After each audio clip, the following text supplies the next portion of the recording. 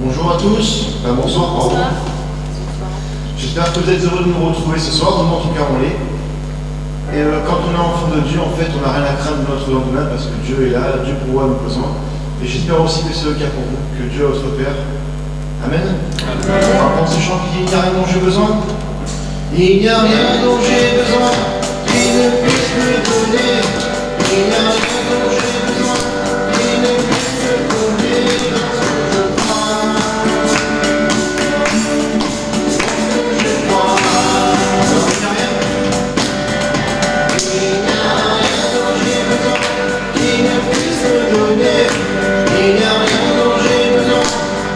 puisse me donner lorsque je crois. Lorsque je crois. Alors, il n'y a rien.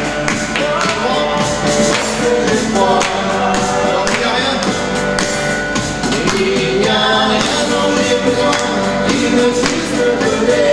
Il n'y a rien dont j'ai besoin qui ne puisse me tomber lorsque je crois.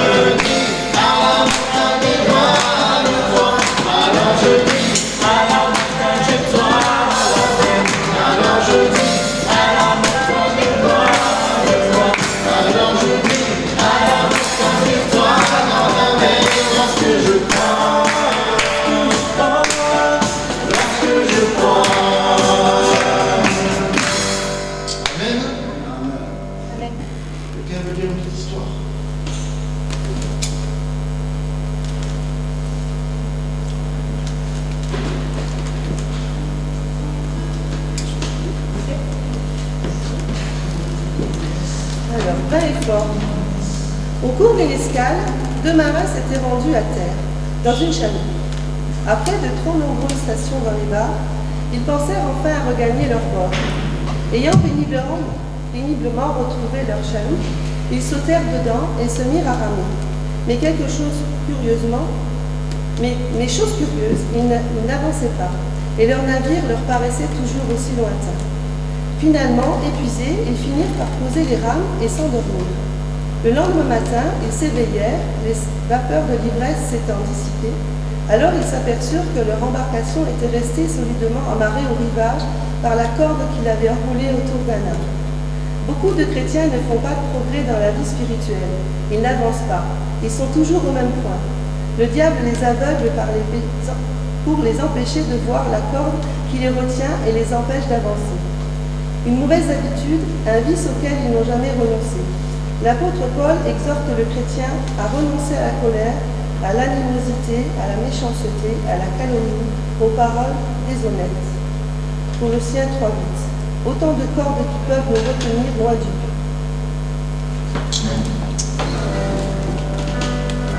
Parce qu'il dit, je n'ai rien à craindre. Et comme je disais tout à l'heure, c'est vrai que quand nous sommes entre les mains de Dieu, nous avons rien à craindre parce qu'il nous protège, nous garde. et il nous relève chaque fois qu'on a besoin. Amen.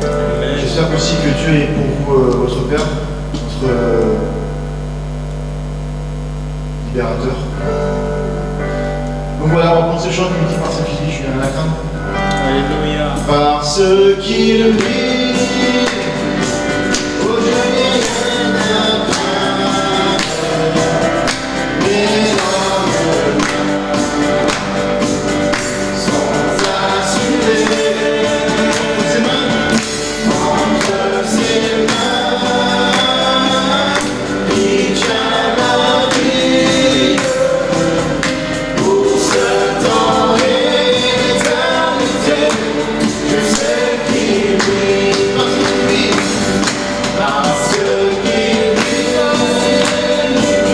je n'ai rien à craindre, mais dans le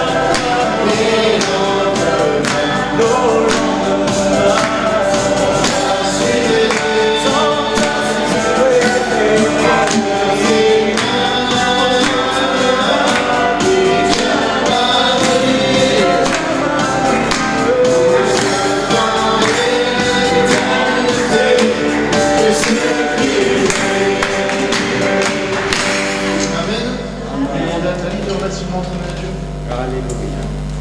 Prions ensemble. Encore Père, ce soir nous voulons bien regarder à toi, fixer encore nos regards sur nous. Avec encore bien la crainte, Seigneur, car oui, tu es un Dieu saint. Et nous voulons nous approcher et implorer le nom de Jésus-Christ, le seul nom qui est au-dessus de tout, le seul nom qui a souffert pour chacun de nous, qui est mort sur la croix, qui a porté nos péchés.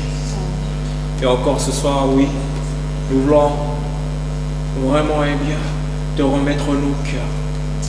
Que ton esprit vienne façonner. Et que par la parole qui va être donnée, Seigneur, par la suite, qui vienne et bien comme une épée à double tranchante, et bien nous façonner, à nous séparer et bien de ce qui n'est pas de toi. Honneur à toi, roi des rois. Viens encore et bien donner au cœur, Seigneur, et bien tout ce dont ils ont besoin.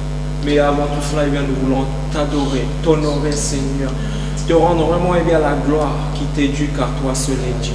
Louange à toi dans le nom puissant de Jésus, nous voulons te prier. Amen.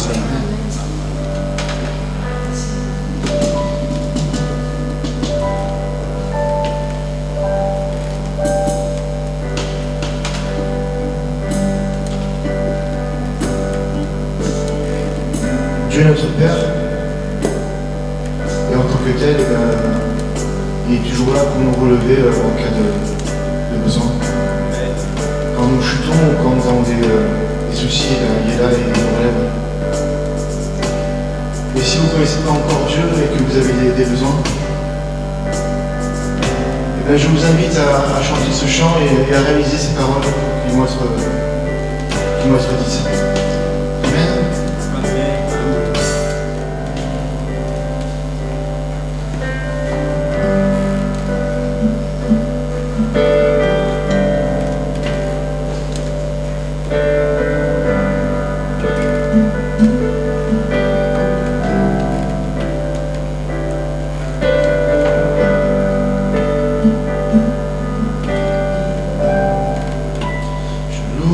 Ton Saint-Nom.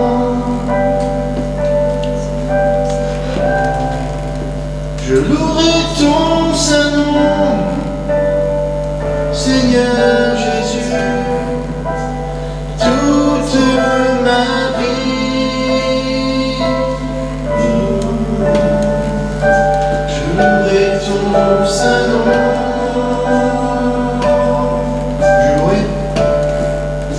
Je louerai ton saint nom.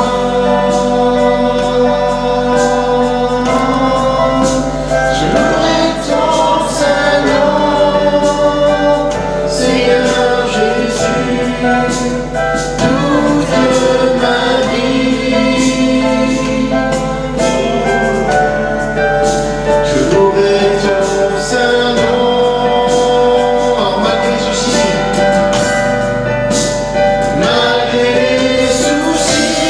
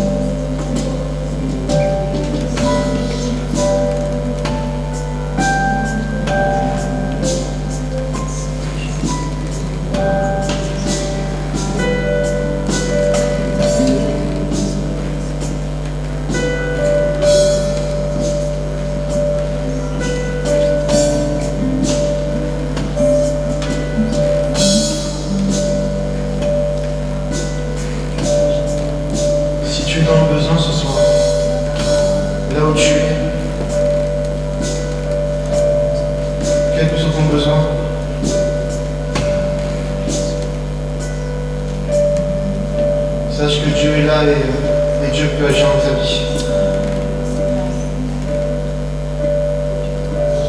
Quel que soit ton souci, quel que soit ton besoin, Dieu est là et si tu crois en lui,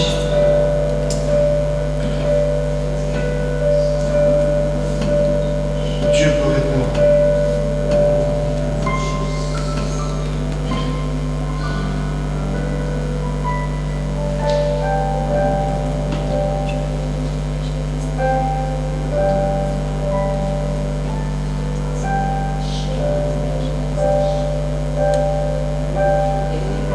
Où tu es, ouvre ton cœur et laisse-le te visiter. Laisse-le te remplir.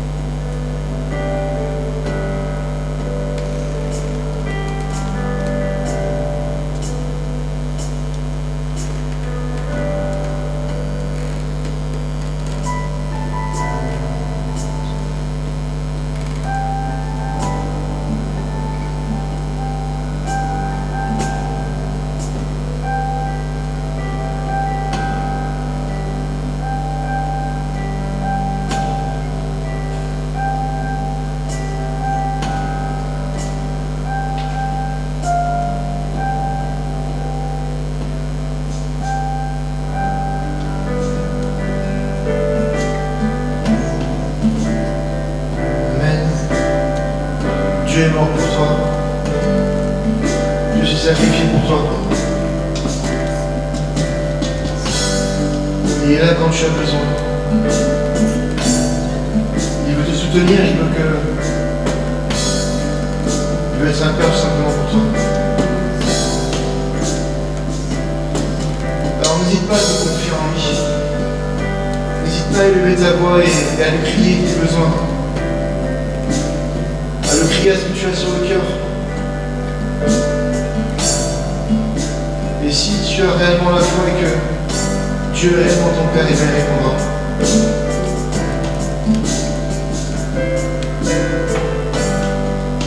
Alors Seigneur, j'aimerais te remettre toutes ces personnes qui ont besoin de toi ce soir.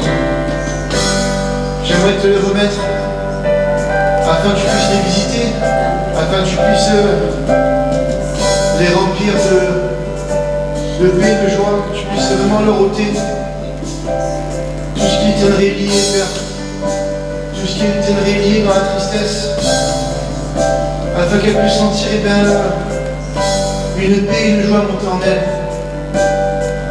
Qu'elle puisse sentir que tu es là présent auprès d'elle et que tu es toujours là pour elle, Père.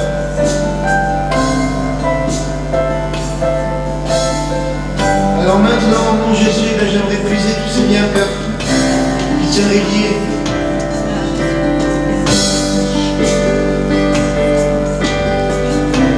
Dans le nom de Jésus, maintenant, Père, tu descends sur elle. Maintenant, tu les visites.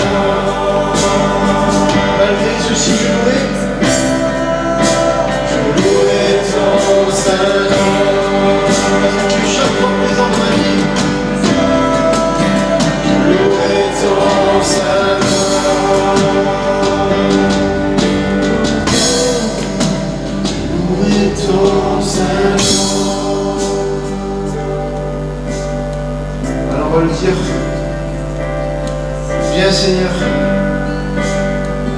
viens dans mon cœur et remplis-moi de ta paix, Père.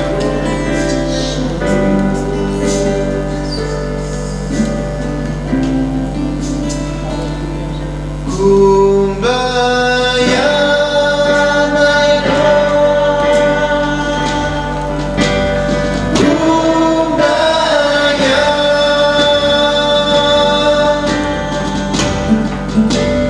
Kumbaya, my Lord. Kumbaya.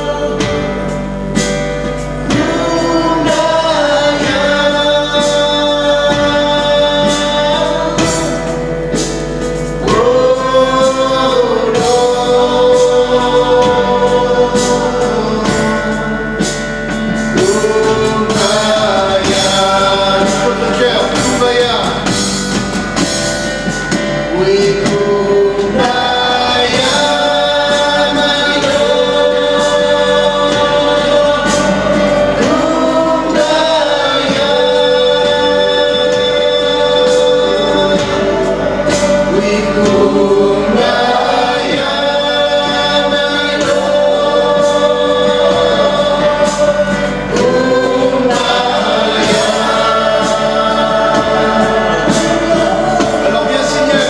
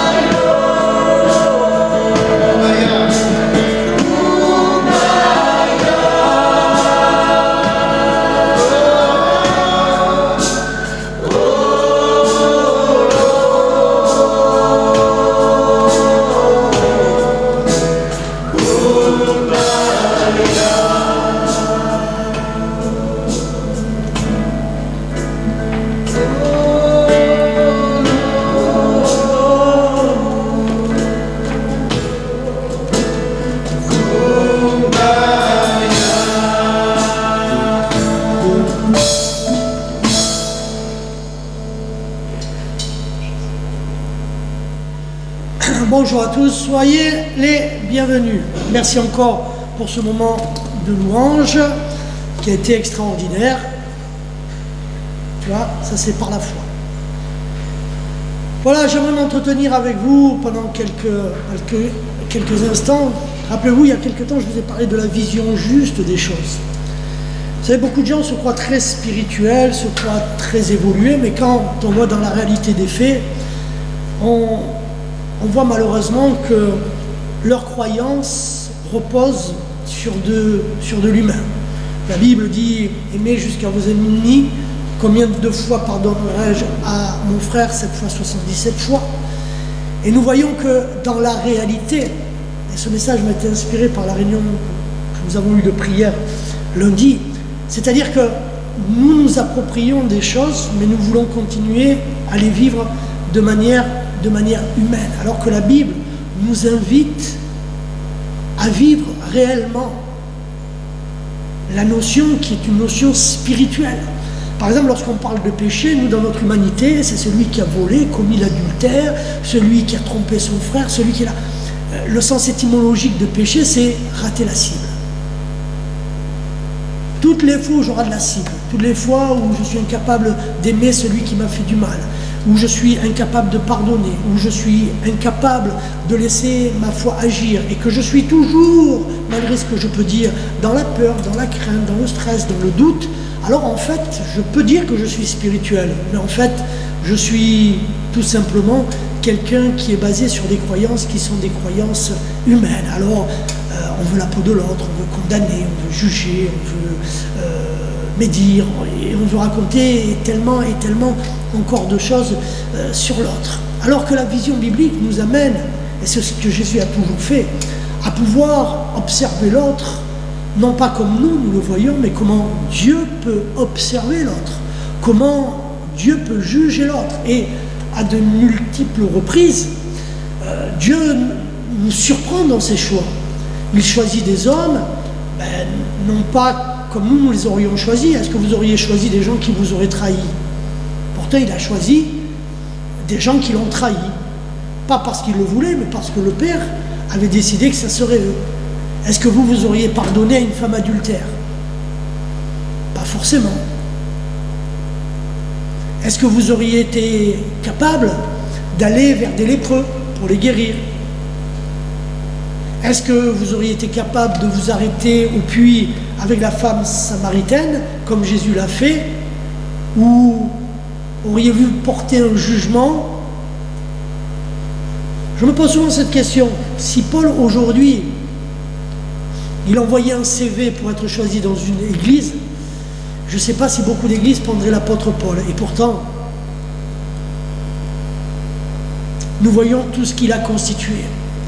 Alors, les jugements d'hommes, les médisances, les choses qui peuvent se dire par derrière, toutes ces choses ne sont que le fruit de sources et de volonté humaine. Je crois que Dieu appelle chacun d'entre nous à un autre regard. Un regard. Quand Dieu dit « je te pardonne », il m'a pardonné dans l'instant.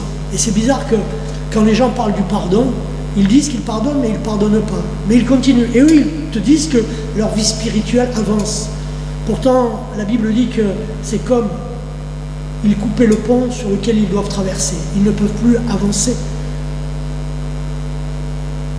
Et Dieu nous appelle à vivre des principes qui ne sont pas humains, mais spirituels. Et à chaque fois que nous ratons la cible, et nous la ratons tous les jours, en pensée, en acte, Dieu nous dit, reviens, moi je te pardonne, et quand je te pardonne, c'est effacé. Ça veut dire que ça n'existe plus.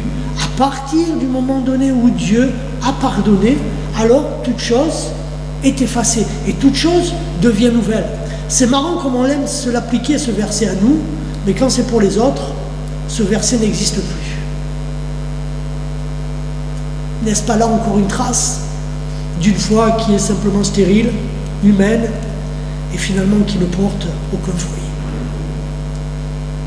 J'aime me rappeler pendant ce confinement que nous avons fait un baptême et que une jeune femme que je suis allé voir, jeune maman, que j'ai dû aller voir, décide elle aussi de passer par les eaux du baptême. qu'il y a eu des guérisons. Dieu est toujours à l'œuvre. Malgré vos regards humains, malgré nos choix humains, Dieu est là, Dieu reste Dieu. Et lorsqu'il donne l'onction à quelqu'un, il ne lui reprend pas, même si cela peut être déroutant pour certains.